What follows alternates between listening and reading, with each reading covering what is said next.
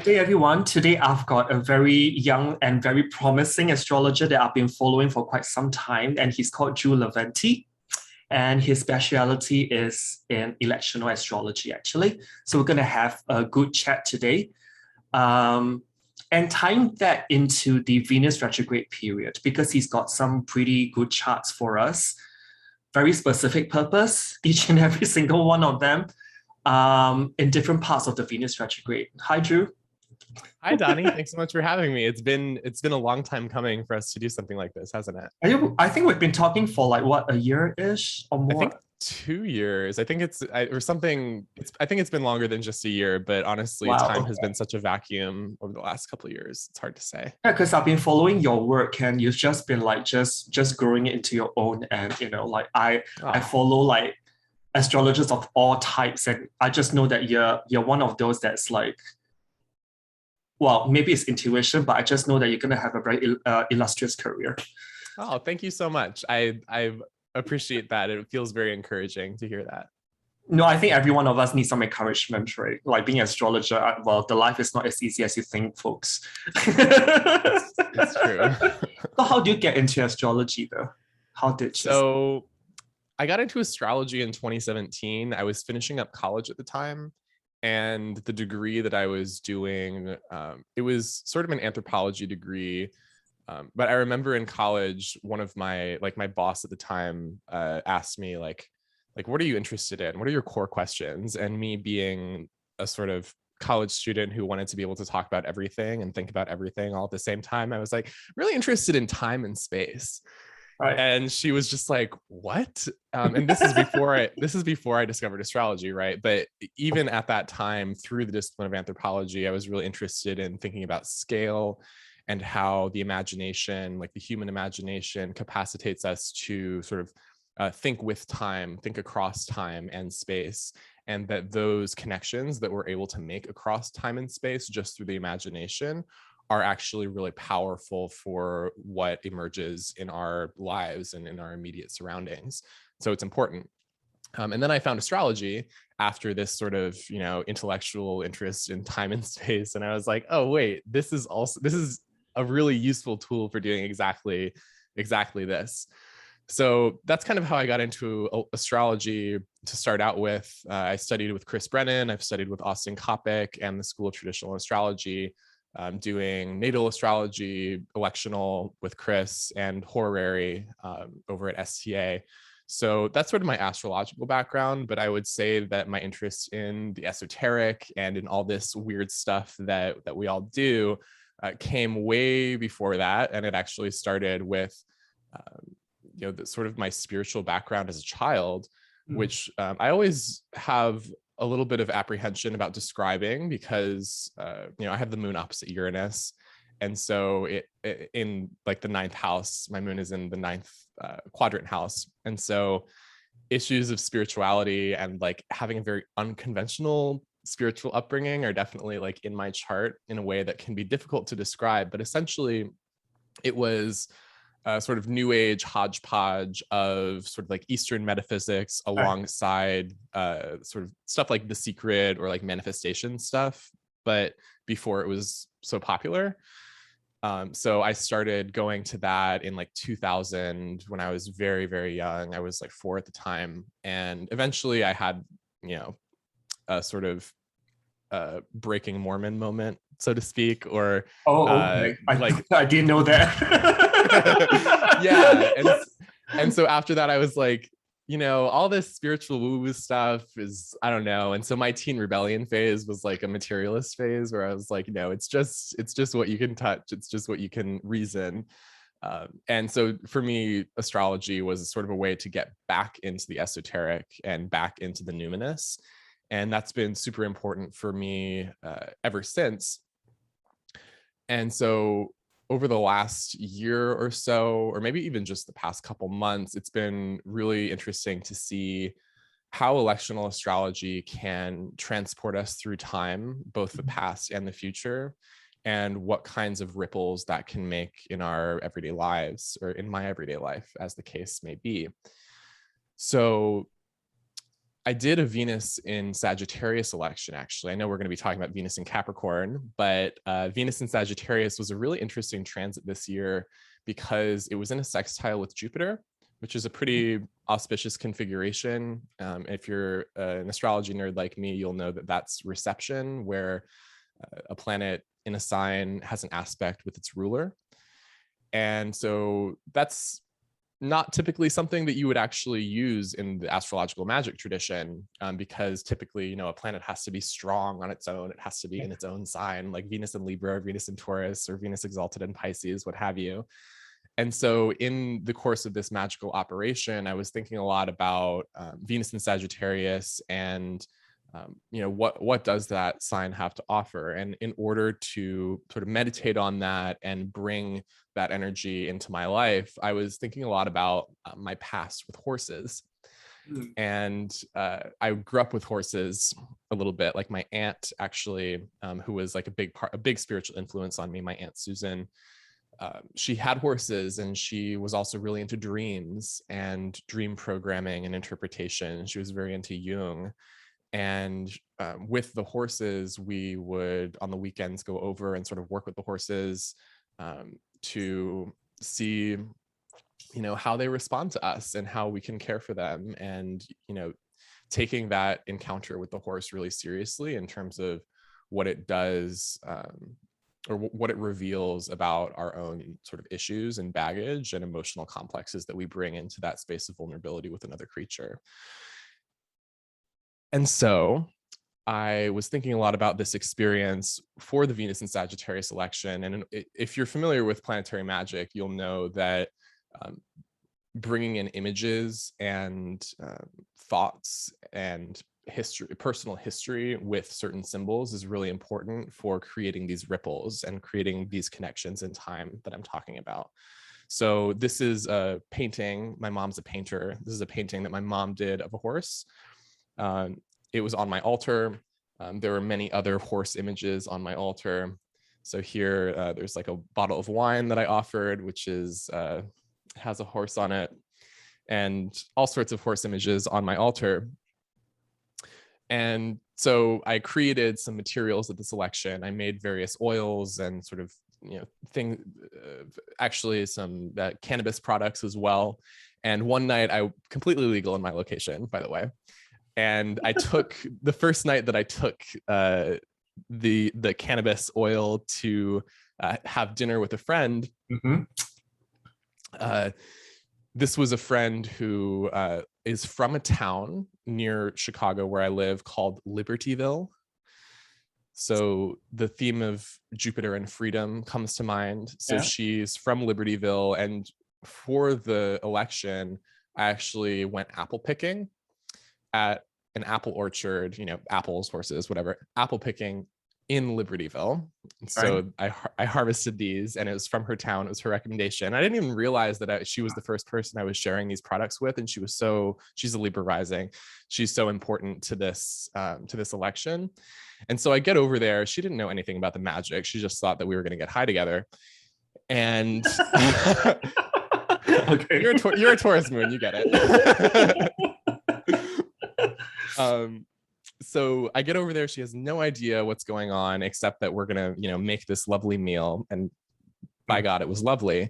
Yeah. And near the end, the night's winding down, and she goes into her closet and she's like, "Drew, I have this for you. I don't know if you'll want it, but it was somebody was getting rid of it and they gave it to me, but I don't really want it." So she shows me, and it's this picture, a framed picture of a horse. And this happens to be the same exact breed of horse that we would work with when I was a kid, the same horse that my Aunt Susan had. And so this is just one example of how working with elections does have this magical effect where it brings in potentials. It brings in signs that the universe is looking back at you. It's almost like that medium or portal, right? That opens up. It's almost like a medium or portal that opens you up to that specific configurative energies. Yeah. Mm-hmm. Yeah, I totally agree. Actually, my friend and colleague Sabrina Monarch put it really well. I did an election for her a while ago for her book that came out. And she said that when she decided on the election, or when we decided on the election, it started to feel like it was coming toward her. Mm.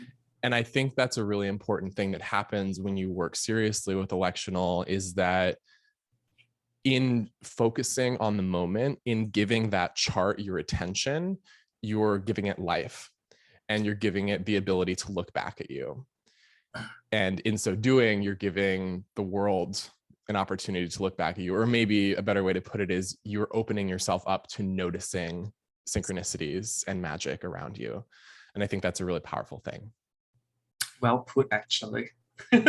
Thank you. Thank you. Yeah, I mean, like you said, electional is super important to me. So yeah, I'm excited to talk about it with you. I was just wondering though, going back to your Moon Uranus opposition that you mentioned, as a young child, do you find that you are just very psychic intuitive and you're like channeling quite a bit? Because that's one of the key configurations I covered in my psychic intuitive series I did earlier this year.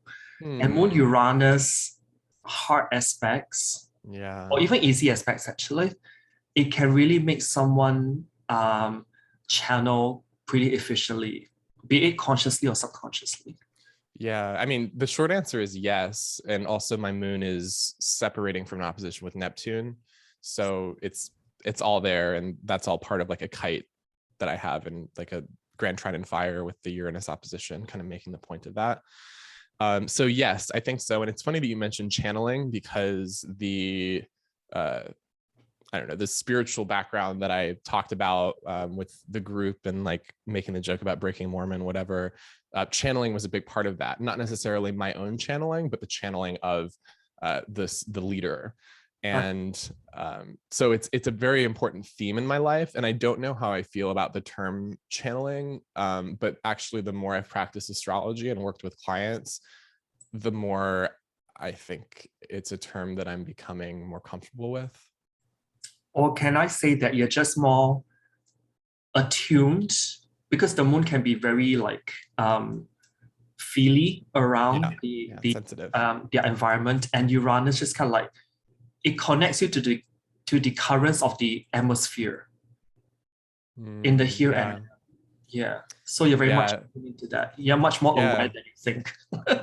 Thank you for using that language, atmosphere, because that's actually the word that captured my attention in college, and I wrote a lot about it for my thesis. I was writing about atmosphere as this thing that is not only material but is also felt. Like you can have fumes in the atmosphere, and that has an impact on your body, but then there's also like an emotional atmosphere.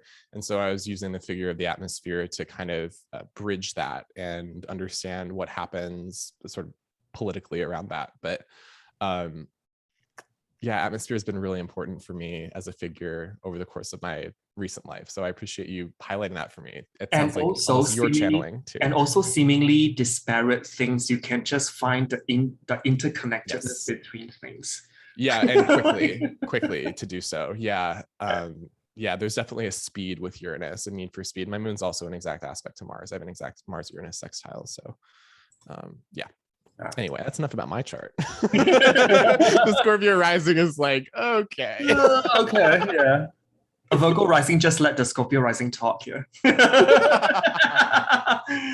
Shall we just, why not just share your screen and let's really jump into like what this Venus retrograde period, like what are the potential key dates during this Venus retrograde? Okay, sounds good. And you know what, Donnie? As I share the screen, Venus is smack dab on the ascendant in my location. So I think we are exactly where we're meant to be. Oh, wow. Okay. Oh boy. Okay, yeah. So here we are, December 18th. Venus is stationing, and it will station tomorrow. I'm just clicking forward one day. If some of you don't have astrological software, you're not sure what I'm looking at, basically I'm just going to be animating the chart one day at a time. So as you see, the indicator that we're moving a day at a time is the moon. You'll see the moon jump about 13 degrees, which is how far the moon moves in a day. Yes. Moon in one sign every 2.5 days, approximately. Yes. Yes. So yeah, as we sit here, Venus is about to station. How do we want to approach this, Donnie? I think, you know what? The first date I want to particularly highlight is Boxing Day, which Okay. is on 26th of December. I find that pretty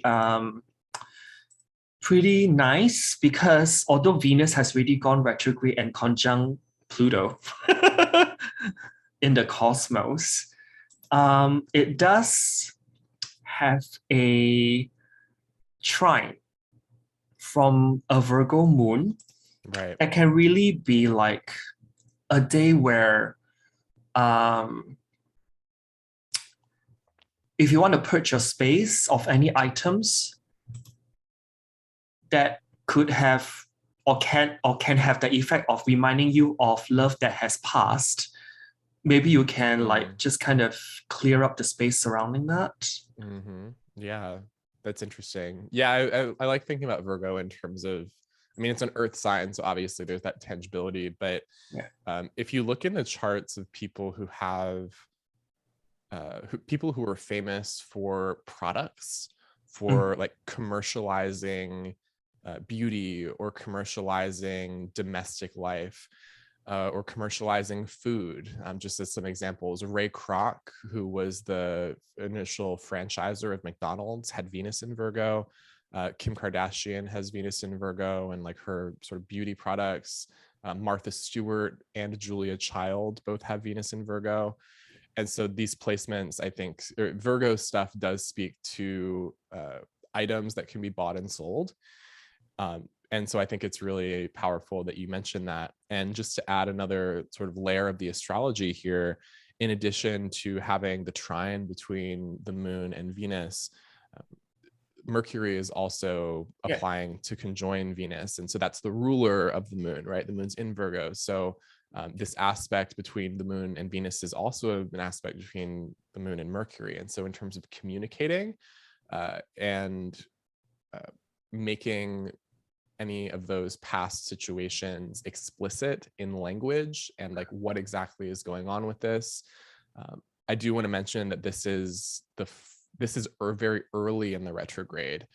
And so I think it's important to have this context of the entire retrograde as an underworld journey for Venus, especially with Pluto being involved. Venus will be in the sign of Capricorn like for a good 4 months. Yeah, it's a long time, and it's a long time to be in Capricorn. A long time to be looking to Saturn for support, isn't it? Oh, but then when I look at that ruler of those 3 planets in Capricorn, including the sun, which is Saturn, that Saturn is squaring Uranus and is in a closing square. It's about dismantling or wrapping up some stuff altogether energy. And so like, if I were to focus on Venus here, it's really talking about like, for example, someone that you used to love has given you something. And then now this Venus retrograde swings along conjunct Pluto with Mercury catching up and supportive aspect from the moon. The Virgo and Capricorn energy just helps you to kind of declutter. That's the word I get. And to specify. Yeah, you may want to put that pre-loved item because Saturn, which rules all those Capricorn planets, is squaring Uranus, is time to give that pre-loved item a new life.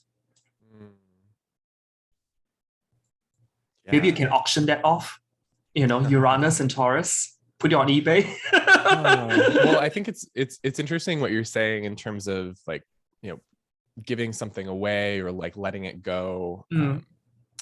Pluto, when I think of Pluto, and Pluto's obviously super important for this Venus retrograde, I think of this really tight grip, like holding on extremely tightly to things that situations of all kinds and objects certainly, but also just emotional attachments being very heavy.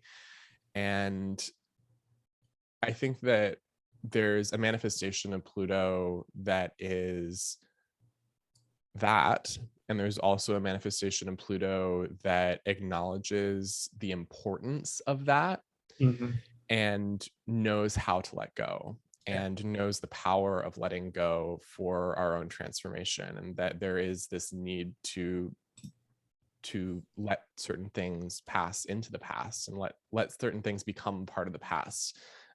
That transition from things that are present in our lives to things that go to the underworld. And also, since all those Capricorn planets are ruled by Saturn that squares Uranus, that Uranus square Saturn thing has been going on for this year, and it will still be active next year. So over this Venus retrograde is also about the values that you've been taught to believe that's true growing up. And now this Venus retrograde swings along and you're like, I don't think I can live up to those things I've been told anymore. Or maybe it's not, it's like, okay, why wouldn't you be able to live up to them? Maybe it's because your own values just aren't in alignment with those, with what you've been taught or what you've been told. Yeah. And it's probably really refreshing by the end of it that you can sort of let that go. I think that's one of the things about Venus retrogrades to contemplate in general, is that, you know, Venus is a benefic, and as a benefic, it will always lean toward the good. It's these retrograde periods that allow us to solidify goods or experience the loss of goods in order to show us what is actually valuable, or in order to sensitize us to what we actually want in relationships or materially or socially or what have you. All of those things become clearer through the course of Venus retrograde, but it just takes that temporary discomfort, or maybe that temporary even repulsion or need to isolate, especially in a Saturn ruled sign, that can actually happen, and you can move forward with a clearer sense of what you want. Because when I see Saturn and Uranus aspects, right, in mythology, they are like father and son, and one overthrows the other. And this is kind of like, it's almost reminiscent of the era or epoch we are living in. Like, for example, your parents are living in the Earth era, which is very much pre-2020, where Jupiter, Saturn are mostly kissing together in Earth signs, and then 2020 onwards, it's all like air signs. And this is kind of like you telling your parents, like, oh, I need to be valued more. I don't think like this 9 to 5, 40 to 50 hour work week is applicable to me, and I want to do something that's freelance and all that. And kissing goodbye to sitting there, just like knowing that you will get old and crusty, sitting there and just collecting that same old fixed paycheck per month with your benefits, and releasing that and go the other way and pivot your way towards could be being an astrologer like us. Totally. You know, our work schedules are all over the place. So. Yeah, well, I mean, it's interesting thinking about that Saturn Uranus aspect, and you mentioned like your parents, right? And sort of this, you know, Cancer Capricorn axis of like origins and, you know, the tradition and all of that. That makes a lot of sense. And it also makes me think about like what other forms of authority are that people look to in order to tell them what to do. Basically, maybe we could shorthand this as like daddy issues with Saturn. You know, it's important to have containers. It's important to have rules and guidelines for how to behave. I think that sometimes that can lead a little bit too far, where people, I mean, everybody has different reactions to it depending on their birth charts and their personal history and everything. Some people are super independently minded, and some people really like rules, and Uranus can take it in both directions. And so in terms of people's experiences around COVID, and obviously I don't really want to talk about the specifics of that, but you do see this polarization in terms of what authority people value. I think that very much ties into the North Node and South Node, right? With absolutely. I think also Black Moon Lilith is also in Gemini, so there's a lot of slut shaming, because I attribute the phrase slut shaming to Black Moon Lilith. And if it's in the sign of Gemini, means that, oh, you don't agree with my opinion, so I need to like put you down. There's this kind of, or just say something snarky. Yeah. Yeah. Yeah, and I think with Black Moon Lilith and Gemini, that's interesting that you read it that way, Donnie. I work with Black Moon Lilith in elections, not as a symbol of anything in particular, but as an indicator of the speed of the moon. So when the moon is conjunct Black Moon Lilith, it's at its slowest. And when it's opposite Black Moon Lilith, it's at its fastest. So the speed of the moon fluctuates a little bit. And that has different implications for certain kinds of elections. But anyway, with the moon being slow in Gemini, that means that it's spending more time in Gemini. And so maybe our emotional attunements, or how our collective is feeling right now, spends a little bit more time feeling through ideas and through the multiplicity of ideas, or whatever facts that's multiple perspectives. Yeah. What was that? And whatever facts that we're presented with, we just don't know what are facts anymore, really. Right. Well, and I mean, I think that to your point about the nodes, the way that I work with the nodes is that they're points of confusion and discombobulation, because they're the points where eclipses happen. And what is more discombobulating and confusing than the light being blocked from the sun? Like, this is an incredibly odd natural event. And with the nodes being in Gemini and Sagittarius, I think there has been a lot of confusion around ideas and beliefs and who we put our faith in, what's the truth, what's not. Exactly. What's the truth, and how do I know it's the truth? How do I verify that it's the truth? And I think the reaction for some people in the face of that is to investigate really deeply and to kind of go down these manic rabbit holes about information. And the other one is to just sort of throw your hands up in the air and say, I don't really care. I don't really care what everybody's different ideas are about this. I have my idea. And I think that's the Uranian component of this entire retrograde, is like, I'm going to see it my own way, Yeah, I think most importantly is to practice critical thinking if you want to really get to the truth of things. With the whole like sea of facts that's just blasted to you like every single news hour.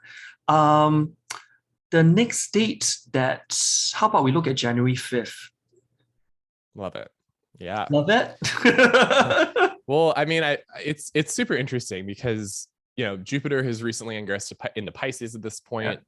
And so while one benefic, Venus, is incredibly debilitated, it's being burned up by the sun, and it's retrograde, and it's conjunct Pluto and all this, the other benefic has just entered its own sign. And so the strength and the support that's available from Jupiter to support togetherness, to support good faith, to support the interconnections between people of differing beliefs is very available at this point.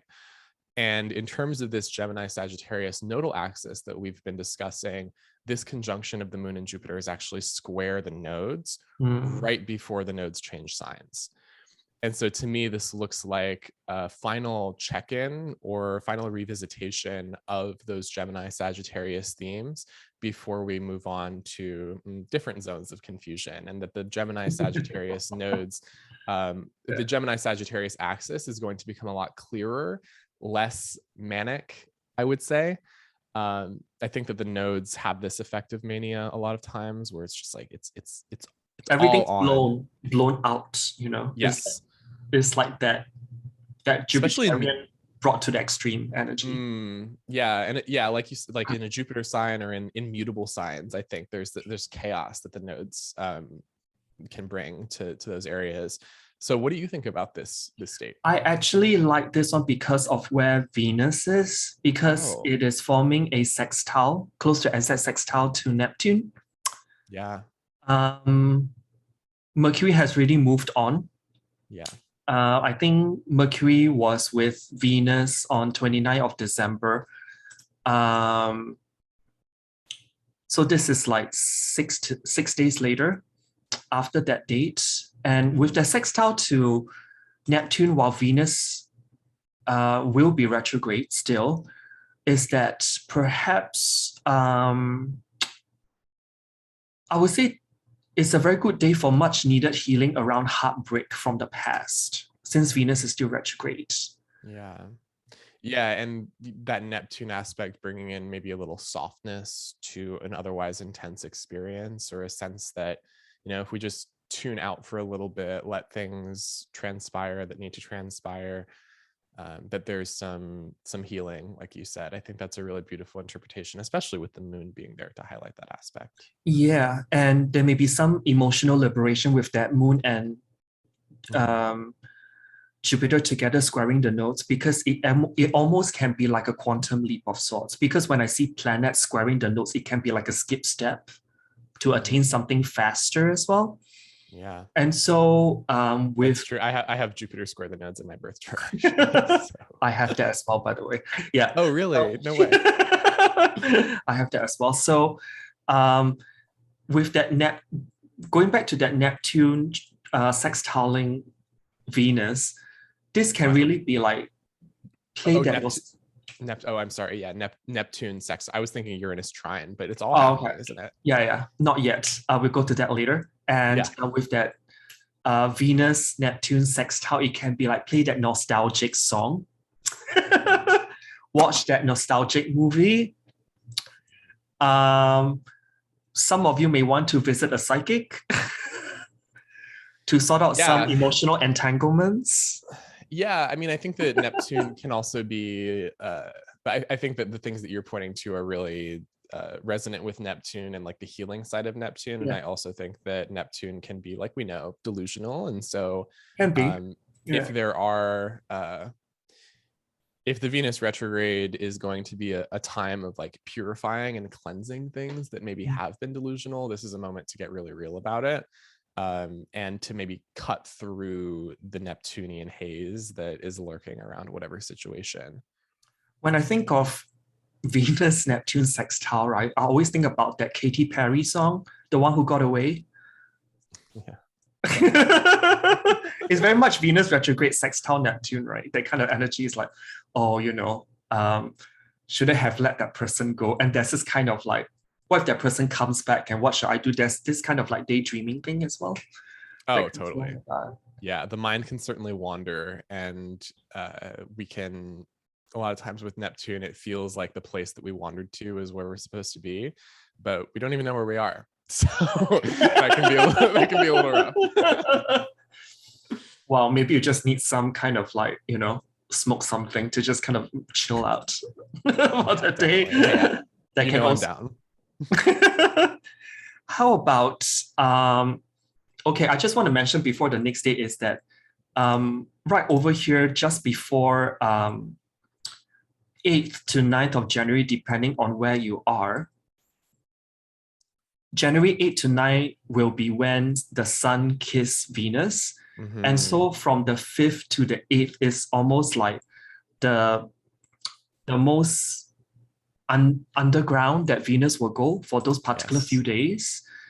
And people may find that when Venus is so close to rebirthing as a morning star from an evening star, I will find that this, I would say even longer than that, maybe like the first week of January leading up to January 8th or 9th, there will be like a lot of powerful emotional revelations because Venus has been contacting Pluto for an extended period of time in December. And then it will come back in March again to kiss Pluto the last time. You will find that January, the first week, right? Because of the imprint of Plutonian energy to Venus, and then it's going to kiss the Sun, there'll be a lot of powerful emotional revelation that will unveil a hidden wound. Mm-hmm. And this will really set you forth or emotion for some necessary healing process as well. Yeah.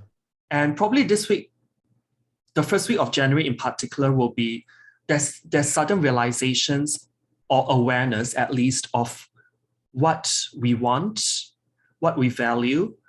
And we will suddenly become very aware at this time that there's no doing the same things over and over again. Something has to break the chain of comfort. Yes, absolutely. But first, we need to go to the underworld first. And Venus, towards the end of the first week of January, that's when she is really at her most underworld phase, Mm-hmm. getting ready And to that be born. Yeah. and that experience is incredibly trying, like that's a trial that Venus is going through, because the sun is, the furnace of the solar system, and things get burned there, and if we think about Venus as a character or a personality or a deity, like going through that period of being burned, while it is seen as purifying, it's also an incredibly wounding and revelatory experience. So tuning into both the revelatory side as well as the pain of it, I think, is really important. And this Kazemi, or this conjunction, or this kiss between Venus, I love thinking about Venus aspects as kisses now, especially like just Venus though, just Venus. um this is the halfway point of the retrograde.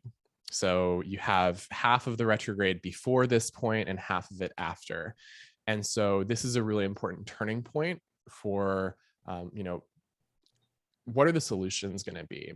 And in order to know what the solutions are going to be, you have to know what the hurt is. And identifying that hurt in this moment and really feeling into it is really important for helping you determine what the path forward is going to be over the next couple weeks after this Kazemi, as the solutions become more apparent. Yeah. I mean, it's all about identifying the entry point of pain or wound or hurt, right? Yeah. And all that. And towards like 8th to 9th of January, is we are really at the peak of Inanna's descent into the underworld journey. Yeah, totally. Yeah.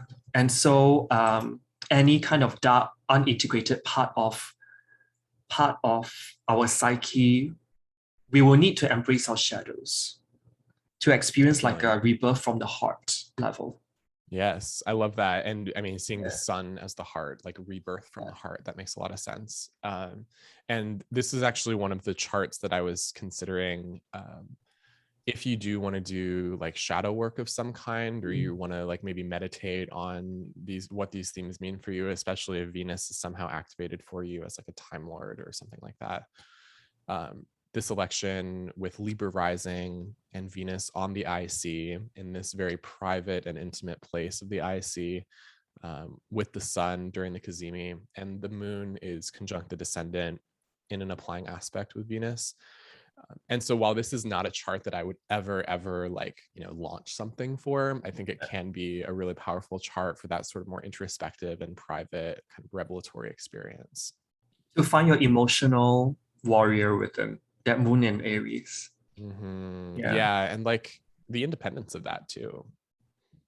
And that Kazemi point is also a point where passion meets purpose as well. So there's this kind of coming into your own more, like, oh, I finally understand who I am in this evolutionary spiral, because that's what Venus cycles are. Yeah. Oh, that's beautiful. Yeah, so I think the next date that I had, Donnie, was January 15th, I believe, when the moon gets into Cancer. Did you have anything before that? I don't think so. Okay. Go with it. So, I mean, maybe it's worth mentioning that the moon conjoining Uranus and Taurus, and that Taurus moon transit on like the 10th and the 11th is important because it is in Venus's sign. And so the themes of the Venus retrograde will be more available during that time. And especially in terms of resolving or bringing harmony and healing to those things, because the moon will be trining Venus with reception. And so you reckon there'll be a lot of profound breakthroughs? I think so. Well, I mean, I think it's interesting because Uranus is retrograde as well as Venus. So I don't know if it'll be as much breakthroughs as much as Or at least internal realizations. Right, or like retracing the retracing the steps of breakthroughs that you've already made, like seeing how far you've come. That kind of energy, I think, is really important here, and maybe how far you have to go too, because this is also a waxing trine moon where there's this build and this rush of energy towards something greater. So it's both looking back and looking forward in different ways. So then as we move into the Cancer moon, this is actually one of the elections that I had highlighted as, and this will actually not work in all locations in the world, actually, because the moon, like in Singapore, I think at this point, the moon is maybe in Gemini still, which... Or either the sun has not come up yet, yeah, there's something, well... Yeah, 3 p.m. Chicago time. It's 5. Well, so actually, that's the thing about elections, though. When you're doing elections for, like, this is important to mention for anybody who's trying to replicate these charts, that you don't want to do the time conversion. You want to do just like what is the same time. Like, for example, this is 2:53 in Chicago. If I want to look at it in Singapore, I'm just going to do 2:53 in Singapore, and what we'll notice is that it's the planetary positions change a little bit, and so that's why it can be difficult. So here, for example, the moon is still in Gemini at that time, and so it's not quite the same. And so for y'all in that hemisphere, I would actually recommend going a little bit like actually the next day, so January 16th around 6 p.m. And then you have the moon separating from the trine with Jupiter in Pisces and applying to this opposition with Venus. And this is a little bit heavier, I would say, than the one where it's just the trine to Jupiter. Because that opposition with Venus is a little bit crunchy, a little bit unsettling. But the trine with Jupiter, when it's still coming into perfection, opens up the heart, it opens up the imagination, and it opens up a sense of possibility around emotional connection, not only with other people as individuals, but also with collectives. Like with Jupiter, I often think of how traditionally Jupiter rejoices in the 11th house of friends and the wider social world. And so when Jupiter is very strong and when the moon is contacting Jupiter like this, it makes me think of success in community or success in collectives with others. How about that Sun and Pluto together, though? Close to 8th house cusp. Well, I mean, these are both signifiers of power in different ways. Like traditionally, you have the sun ruling kings or representing kings, I should say, representing the divine right and that power which appears to be self-sourced, and combining it with Pluto. So you have this incredibly bright star with this incredibly dim underworld figure. And that combination, I don't know, what do you think about that combination, Donnie? With that trine from Moon to Jupiter and then Sun and Pluto together in the 8th house, is it a good time to ask for a bank mortgage or loan? I would be careful about that with this chart in particular, because Mercury is also retrograde in the 8th. I think if anything, this could be something around maybe inheritance. Or refinancing a home mortgage. Refinancing, yeah. Something more along the lines of going back over a previous agreement. Right. Yeah. Is this Cancer moon election just like, okay, something regarding like home and family for sure. Jupiter in the 9th can be like, maybe you meet someone who's very knowledgeable that can advise you financially. Well, yeah, like you said, advice. Like that's one of the ways I think about the 9th house. Like when we put astrologers in the 9th house, for example, like astrologers are people who like advise you on what's going to happen and what to do. So all sorts of prediction goes in the 9th house. So there's strength coming from predictive forces, whether that is like economic forecasters or like knowing what's going to happen economically or politically, or an astrologer giving you some sort of insight into the future. Yeah, that's one. Yeah. So this was the second to last chart that I had. Donnie, was there anything that you had before January 28th? Because that's what I've got coming up. No, actually. Mine's Okay. after January 28th, yeah. Okay, yeah. So the 28th is really cool because it's basically when Venus stations direct. So this underworld journey is over. Venus is now freshly a morning star, which is considered to be a place where Venus is a little bit more selfish or self-assured and knows what she wants. She's like, I did that whole listening and relationship thing and deferring my wishes to come together with other people. And it was fun. But then I had this whole retrograde thing where I learned that was not all there is to life. And now I get to do the other side of things. I get to swing the other direction where there's a little bit more initiative and healthy selfishness, I would say. Would you agree with that interpretation, or do you have a different reading I of it? think when I see Venus as a morning star, she is more internally self-sufficient. So there isn't such a great need to project for external validation. Yeah. That wisdom is almost like it's here within already. It's not so much of reaching out in order to get it from other people. Right. Yeah. Yeah. I think that's beautiful. Yeah. And I mean, morning star versus evening star, like the evening is cool and it's conducive to touch. The day is hot and intemperate, and there's more distance during the day because of that heat, if we just think about it from a temperament perspective. Whereas at night, there's greater intimacy of at least physical intimacy that can happen. Well, when I think of morning star Venus, I think of the Taurian part of Venus, which is really, because it's like the Taurian side of Venus is really about knowing the mechanics of how things function in the physical world, very much Taurus, right? And then you will know how to go around getting what you want tangibly. Whereas the evening star Venus is more like a celestial goddess kind of energy. And it's more like relationship driven, the more receptive. Whereas the morning star is more like the more go-getter. Type of energy as well. Yeah, that's fascinating.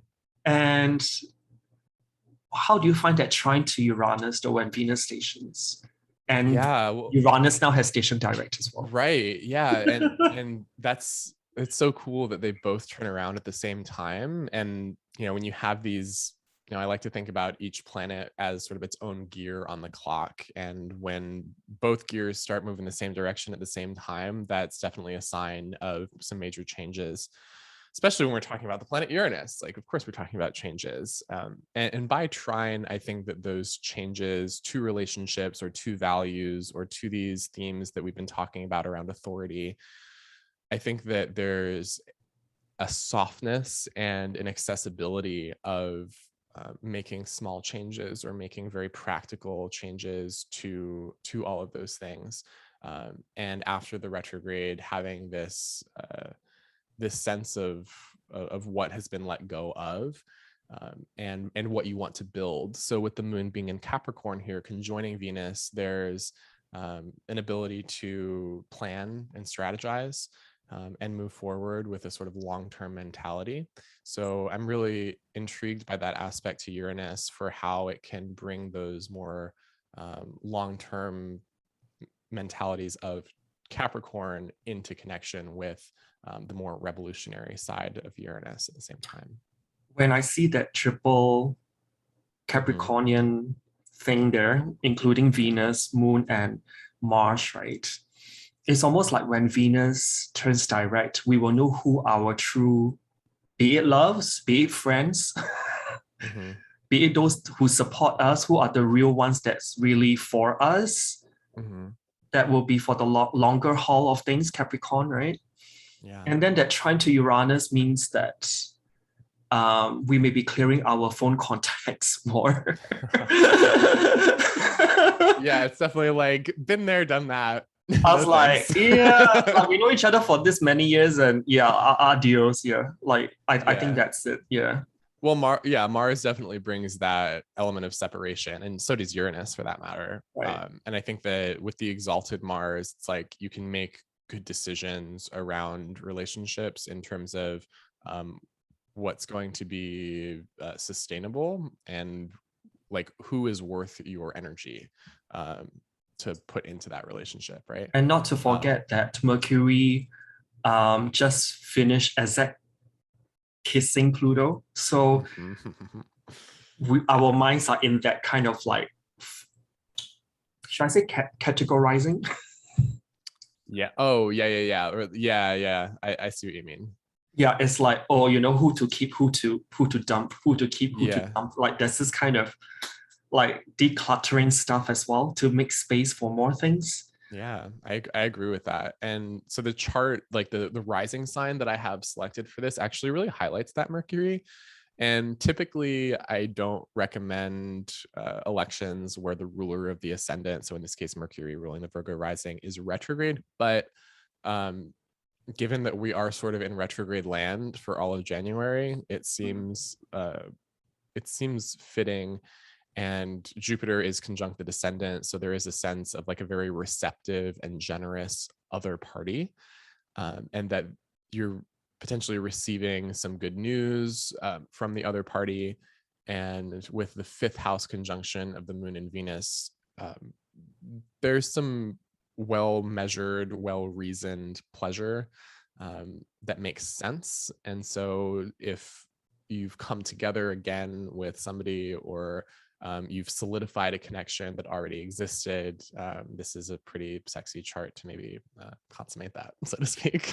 Maybe it's time to get more social as well. Yeah. Social life Totally. lights up, right? Yeah. Yeah, well, it's like you say, getting more social. Both the ruler of the third and the ruler of the 11th are in the fifth. And so there is like a kind of celebratory element of that, where the third house is like neighborhood and communication, but also like close friends and like people who you're super familiar with. And then the 11th house is those more like broader social connections. Like So your the rulers of, homies, kind of. yeah, your homies versus your like network, so to speak. Right. So having the rulers of all of those houses here with this conjunction in Capricorn, along with the ruler of the ascendant, I Wow. agree with you that there's definitely like a celebration kind of element to it. Or maybe you can get very good advice of your blind spots that you have What not makes been you say able to that? see. Because Mercury, which is the ascendant lord, is still retrograde. So there's this kind of like internalizing energy. You might miss some things along the way. And then the 11th lord, which is the moon. And then you got the third lord, which is Venus, coming in from the back of Mercury retrograde. And it is like your homies might be telling you, this is what that you've not been able to see. And you're like, really? You know what I mean? Oh, damn. Yeah. Oh my God, that just made my Scorpio rising cringe. Like, wait, you mean there's something that I didn't see that you saw? And or fail oh my to see God. before. And then you're like, and you'll be having your jaws dropping, and it's like, or maybe they've got certain evidence of some things. Yeah. Yeah, that's fascinating. Yeah. So I think this is a chart that I would use like with caution. And again, this is not like this is not a chart for doing something incredibly major. And honestly, in January, there's not a lot of great charts for major beginnings. But in terms of scheduling a party, like this is a Saturday night, so this would be great for that. And just be mindful of those things that you mentioned, or that Donnie mentioned, in terms of the Mercury being retrograde and what that might mean.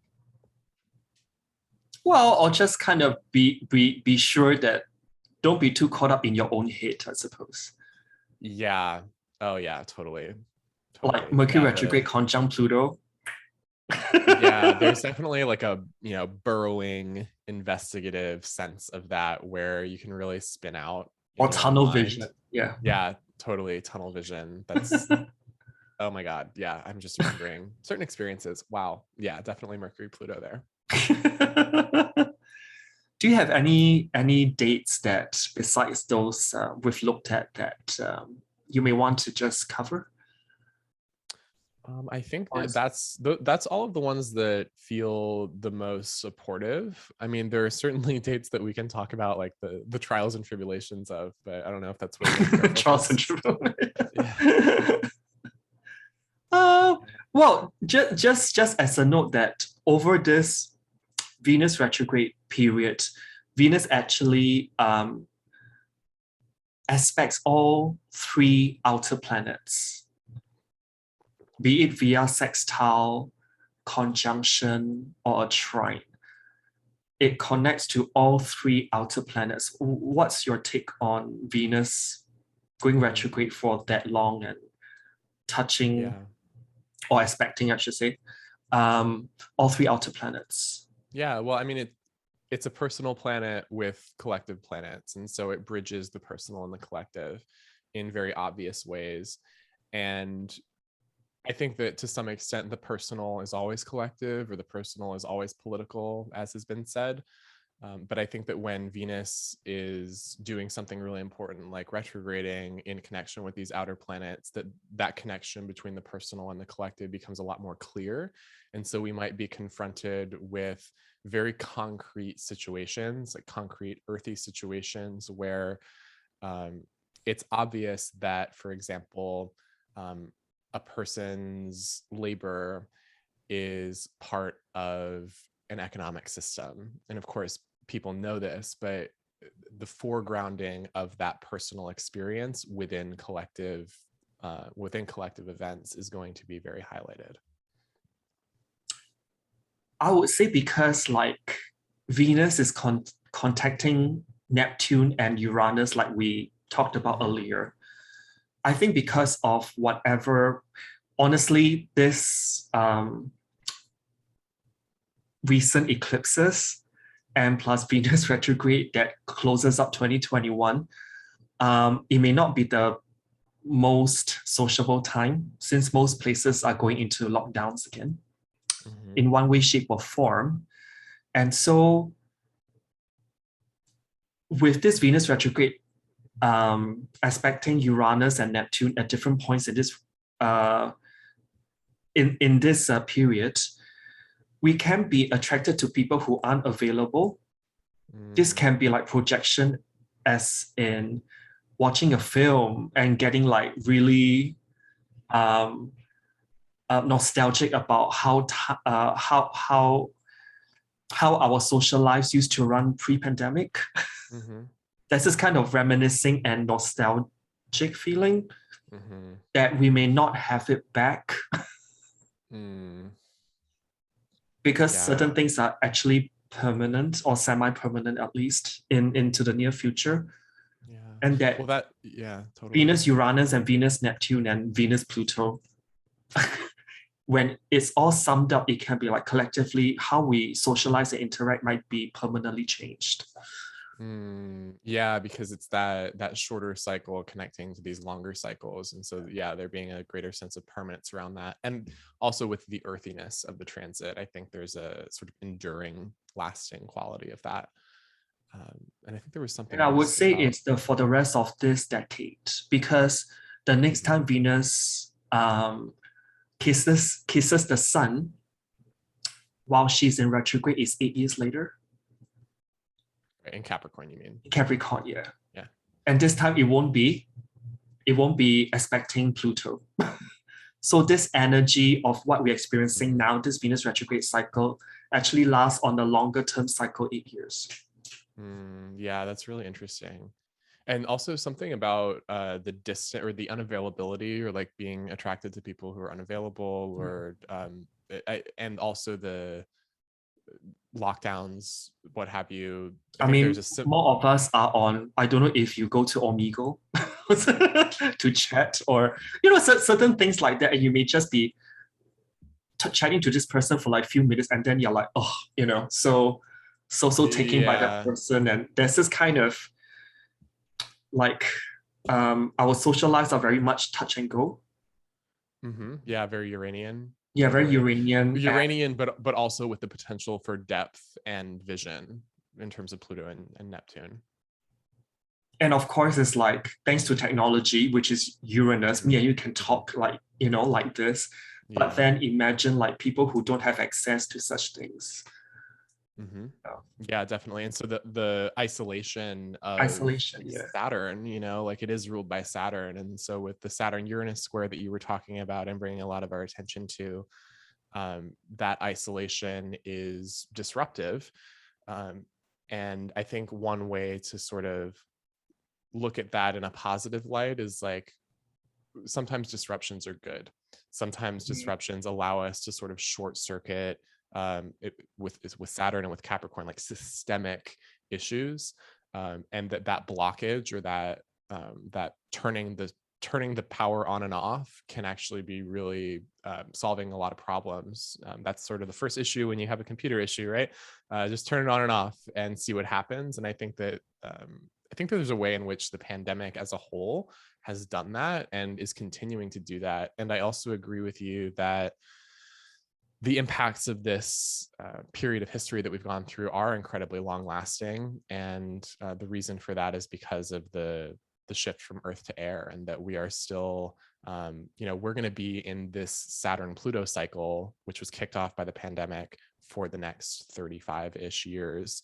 And so those themes of isolation and power are definitely going to be themes for a while. Well, I mean, when Pluto and Saturn forms a supportive aspect like a trine or sextile, it might be a bit easier to deal with.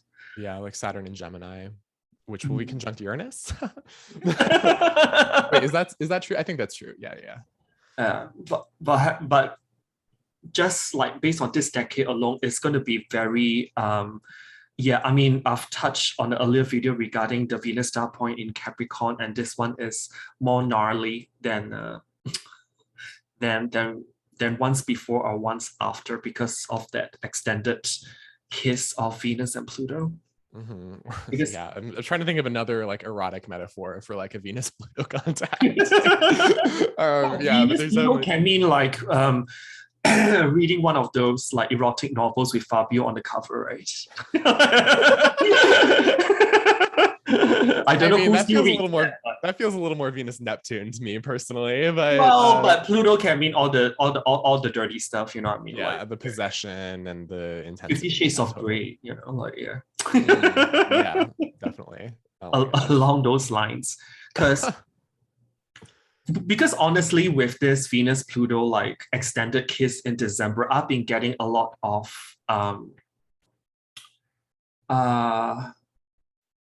chart reading requests, either from financial dominatrix or they're like sex workers, or even one of them, classically Venus Pluto, told me that she's been known as the Black Widow. Very Venus Pluto. And once I delve into their chart, wow, you know what I mean? Like all those things are just kind of just come up to the surface, and sometimes I get lost for words what to tell them. But no, I mean it's hard. And like one thing that I talk about when we're talking about like poison or stingers, like I talk about this with Scorpio a lot. Right. There's a lot of power to having that poison, and a lot of times it's a decision, like the personal transformation that comes from possessing that poison is actually through not using it. And what can the poison, like if you bite somebody with that poisonous bite, or you sting them with that poisonous stinger, that changes you, and there's a sort of karma to that. And with the decision not to use it, what can poison be transformed into alchemically when it's preserved? Can it become an elixir, like a self-sourced elixir, rather than something that is like harmful?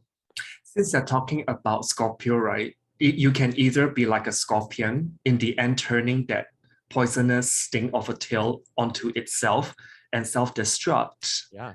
Or you can choose to transmute that, to go through a process, what I call catharsis, or like a death and rebirth healing kind of energy, and you will not be the same person again. Yeah, totally. I mean, one image that an anatomical body image that I've been thinking about with Pluto and Scorpio lately is the esophagus. which maybe technically is more Taurian, but you'll catch my drift in terms of how the esophagus is like this. It's this long muscular sleeve that like it like pressures things downward. It only goes in that direction, right? Like it's down, down, down, down, down. And I think that when it comes to scorpionic experiences, there is that downward pressure, and the importance of things being purged, right? Like things being processed, things being composted, or the nutrients being drawn out in the digestive system. And then you have to let go of the waste, you know? So that Taurus Scorpio axis, which is where the eclipses are going to be coming in, and Venus and Mars conjoining in Capricorn are the rulers of that new eclipse cycle. So that feels like a fruitful sort of image for us to think with these energies right now. Yeah. So what's your overall take when you just zoom slightly into the future, into 2022? What are the like summarize few key phrases that the audience can take away from you? Wow. You put me on the spot, huh, Donnie? You didn't tell me that I was going to have to talk about that. Damn, 2022. I haven't It's okay. No, it's okay though, because I've just done 2022 like forecast, and I've got nothing. Well, I've got just a few fantastic, no, actually 2 fantastic dates in the whole year. Okay. Actually, yeah. Well, we'll have to talk about those, but I think that on the whole, it's like Jupiter solutions. So that can look like, social innovation and, creating new opportunities, new ways of connecting across divisions. And that can look like a global context. And I think with the nodes out of Gemini and Sagittarius, that it'll help sort of calm down the international waters and allow us to sort of reach a normal there. I'm actually pretty optimistic about COVID in terms of, just global outlook in general because of the success of Jupiter. I know Omicron is like getting big right now, but I don't think that it's going to last just based on the condition of Jupiter. Or at least it won't be as what we call as widespread of a pandemic. It's more like sporadic spots that's affected more than the rest. Right. It's more contained in that sense. Definitely. And also in 2022, we're entering a Mars retrograde year. And that comes like at the end of the year. So in the middle of 2022, Mars is going to be slowing down. And so there's going to be a sort of reckoning with conflict, especially like a conflict of ideas, conflict of, competing visions. I'm most afraid for Mars retrograde because it's going to activate all the Gemini Sag eclipse point in such a short span of time. Definitely. No, it's a pretty gnarly one, and it is square Neptune as well, which, I mean, Mars Neptune squares are just like, for me, as somebody who Mars rules my ascendant, I have I can't with that aspect in terms of energy levels. So I think the end of the year looks a little bit foggy for sure. I'm not sure what quite to make of that, but in general, I think it's going to have a lot of the same themes of 2021 in terms of the Saturn Uranus, in terms of the and actually maybe even an intensification of those themes, because the eclipses are going to hit highlight that square. Highlight that. Yeah, exactly. So more authority stuff, more polarization around what kind of authority is proper, or what kind of authority we want to build for the future, and that sort of Aquarian mentality.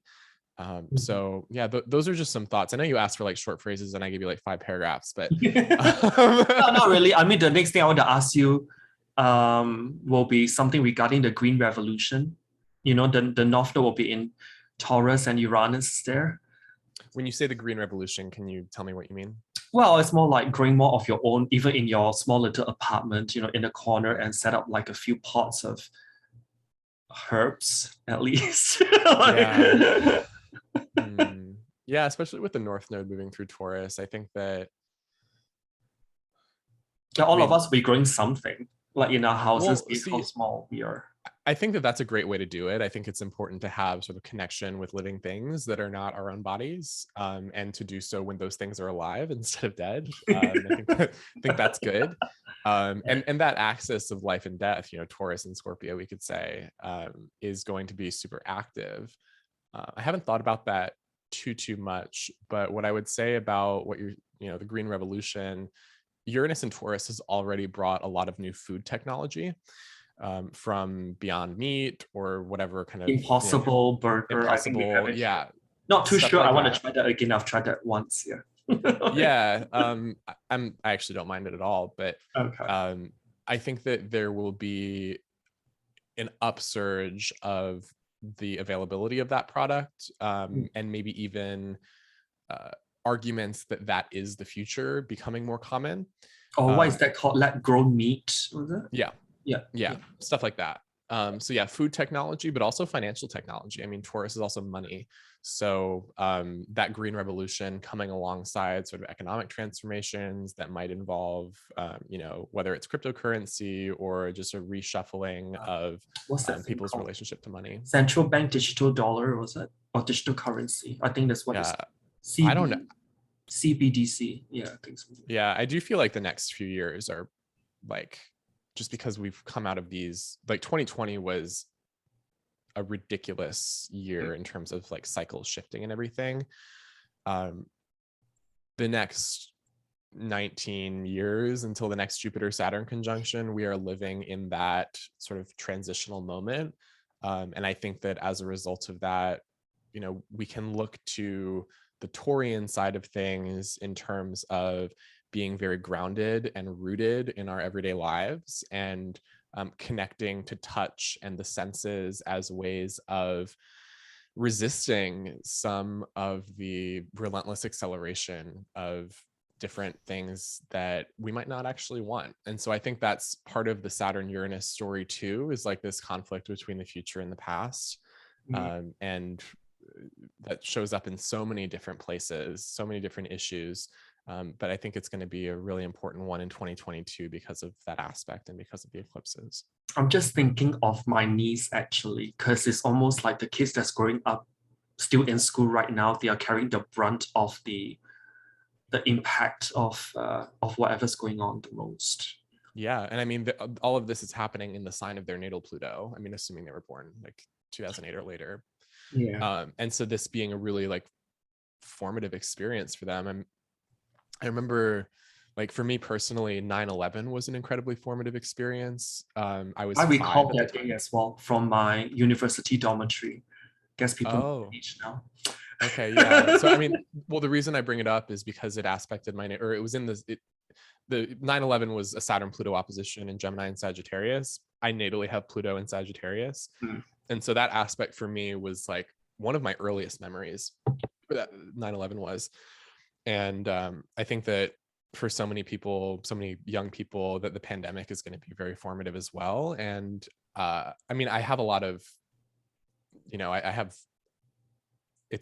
a rosy outlook on the Pluto and Capricorn generation. I mean, if you have to, because they're so young, but it'll be interesting to see how they sort of alchemize this experience. Like, what does this do for them? Well, I think it will really start from the millennials, those born in the early 80s, to like Gen Z, to actually pave the way for those who have natal Pluto in Capricorn to kind of be in succession to really push it over the edge regarding this whole top-down system, which I know is really crumbling, but yeah, people, well, I mean, yeah, that's relinquish their powers so easily. Yeah, that age of air is about like diffusing authority and power over a distance, right? It's not so much about the accumulation of those things, but it's about it definitely puts more emphasis on the power of ideas rather than the power of like capital. And I think that it's interesting with Pluto generations.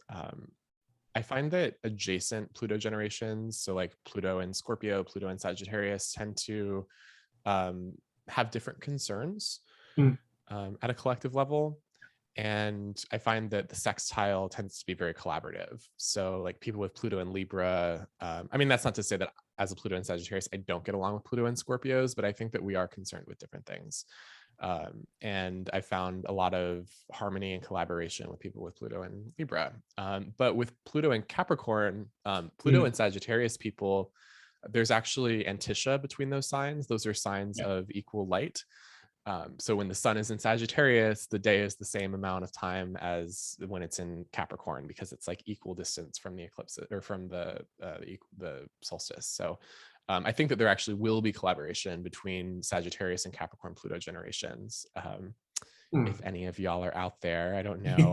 I'm 20. I feel like I'm probably a lot of times when I'm doing astrology, I feel like I'm the youngest person in the room, and I have Pluto and Sagittarius at like 2 degrees. So hopefully that's relevant for some people, but otherwise. Wow, I mean, very interesting that you mentioned the antitia between like the signs Sagittarius and Capricorn, because this Venus retrograde in Capricorn will be affecting those people who are born late 80s and to early 90s, because they have at least 2 outer planets in Capricorn.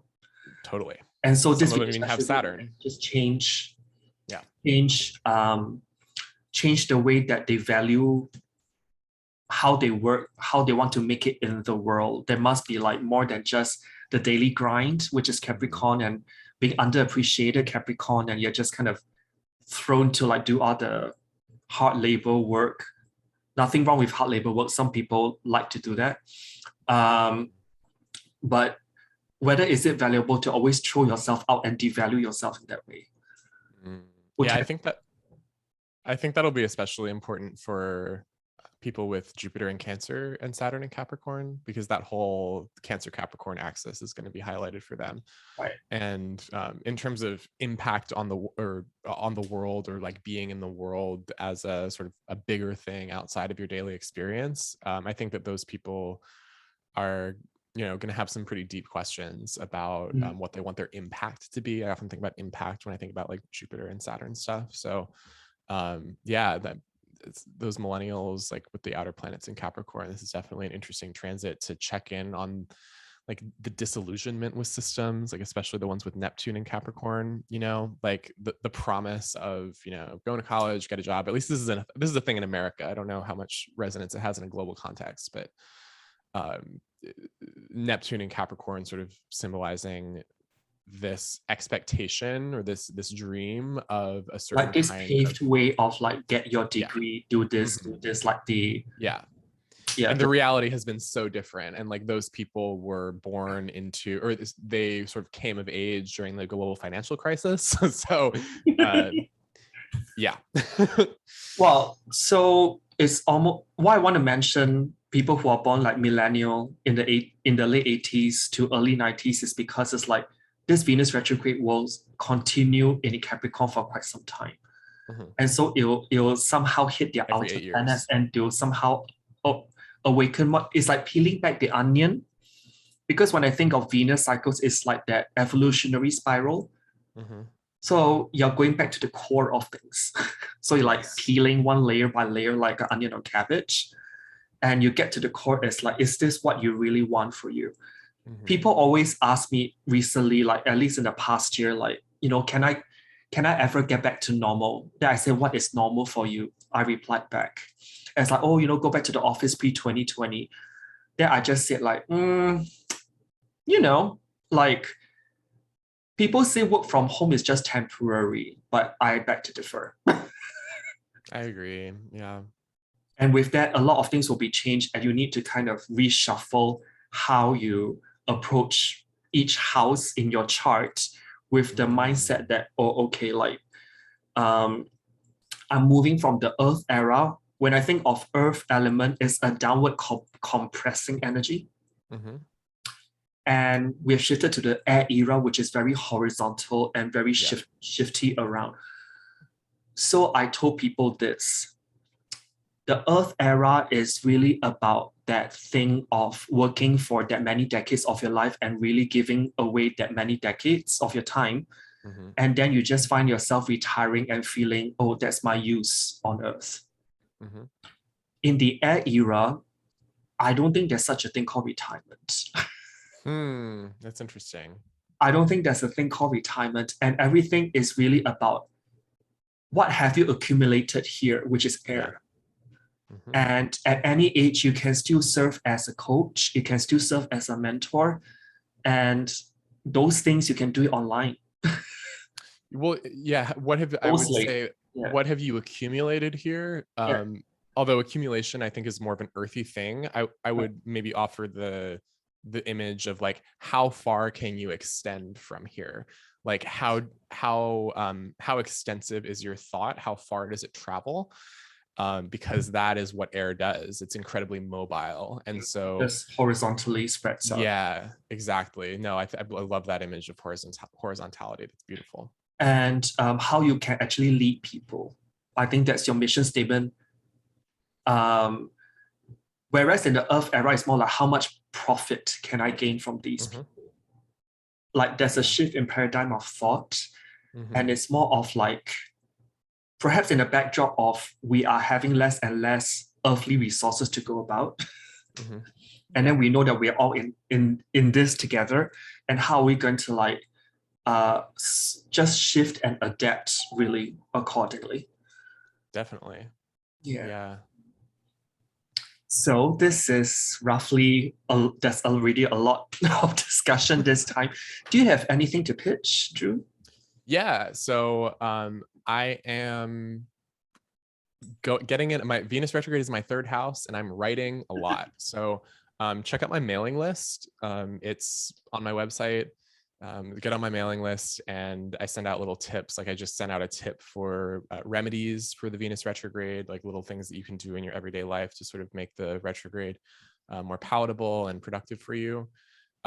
And another thing is an offering that I just launched for elections, and that is a year ahead of elections. So combining astrological forecasting with these with these special moments for different things that you want to do. So I'll be looking at your transits combined with a list of things that you want to do in 2022, progress that you want to make, or whatever is in the cards for you in 2022 that you desire. And I'll be looking at the landscape and finding the best spots for you to work with the astrological energies of the year. So yeah, check that out. And I hope to work with whoever comes my way. I also do birth chart readings, obviously. Well, let us know in the comments below if you want like Drew to be like a recurring guest. Oh my gosh, I would love that. Because I'm more than happy to like chat with him from time to time. It's nice to catch up. Have us bouncing back and forth, that Geminian type of energy. Totally. Yeah, that's surrounding us.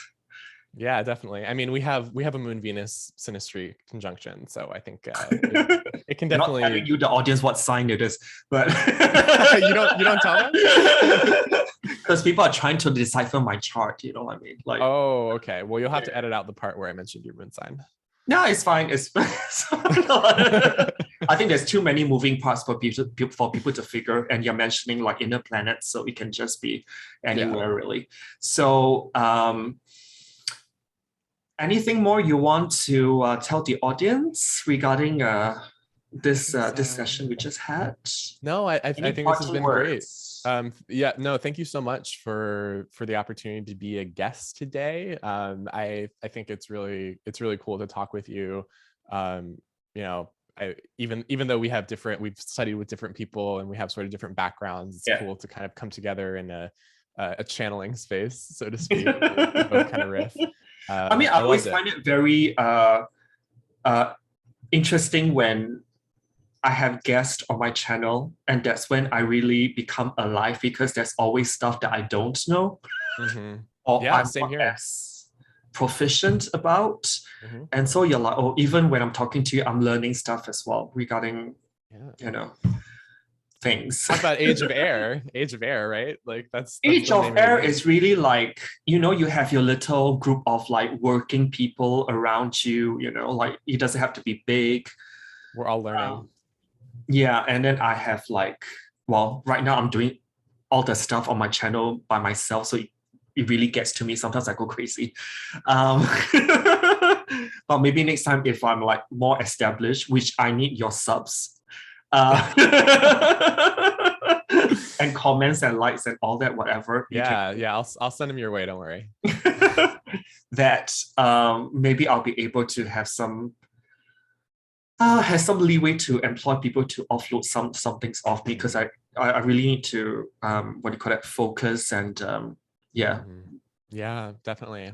Well, I hope that you get that soon. Yeah. But till then, hey, like I think I'm in a very fortunate spot, because when this pandemic started, that's when I start to go full time. And I never knew that. Like, how many months later? Oof. It's been a while, a year and a half, basically. More than that, right? Why not? Like, things started to slow down, I think March, right, of last year. So yeah, 21 months. 21 months, and I never thought in a million years I'll be working as an astrologer as my main income source. I'm still blown away, like when I sit back and just think about things. Yeah, it's pretty wild. It's pretty wild. But I think people need our words. People need our advice, and it's all about the air era, right? Like astrologers are so Aquarian, which is air. So yeah, it's interesting. I mean, I could keep talking forever about the age of air, honestly, but I actually have to go. So. Right. Yeah. I think we're just about to wrap it up. So thank you guys for listening. And yeah, just let us know in the comments below about this chat and whether we should like do subsequent like recurring chats. And I think it'll be very interesting to talk about electionals in the coming months. And, you know, you can lead us and the audience through certain parts of their transitions. Awesome. Sounds good. All right. Thank you so much, Donnie. All right. We'll talk to you soon. Bye.